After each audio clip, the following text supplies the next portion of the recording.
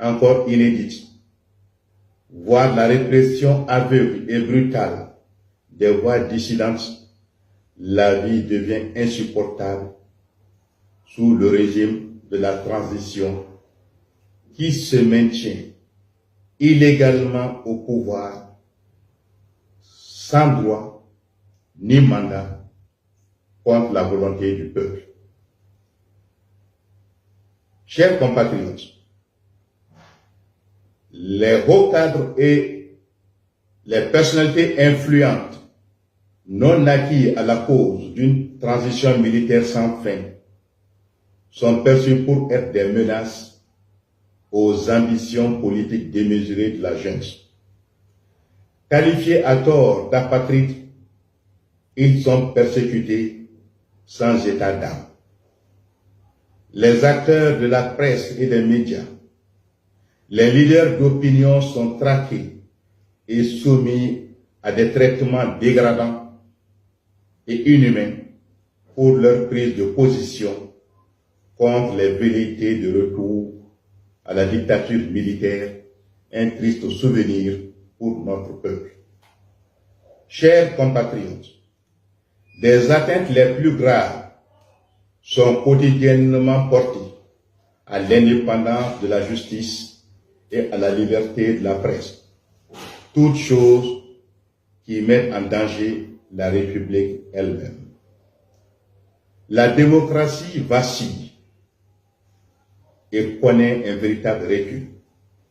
La négation des libertés et droits fondamentaux acquis au prix de sacrifice s'installe comme la règle.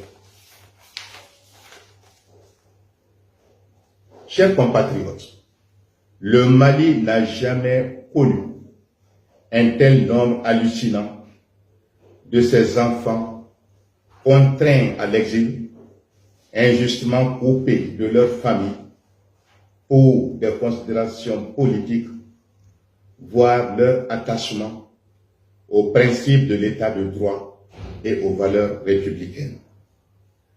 Ces dérives ont contribué à isoler le Mali de ses alliés traditionnels, outre d'avoir entravé les progrès démocratiques et anéanti les efforts entrepris dans ce sens. Elles ont aggravé la crise économique, accentué la fracture sociale et compromis le vivre ensemble. L'économie est à terre, les entreprises fermées, le chômage dont le flux est déjà inquiétant augmente à grande échelle. La desserte des populations en eau et électricité n'est plus un souci des autorités de la transition militaire en dépit de la force de demande. C'est toute la nation et le peuple tout entier qui en souffrent. Les services sociaux de base ne sont pas épargnés et les établissements sanitaires et hospitaliers sont durement frappés.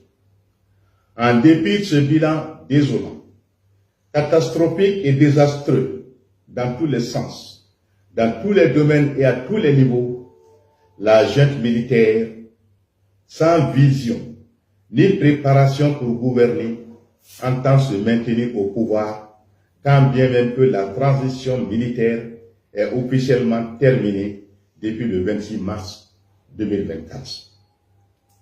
Chers compatriotes, il est impératif que nous tirions les leçons nécessaires pour remettre le pays sur le chemin de la démocratie, voie librement choisie par le peuple souverain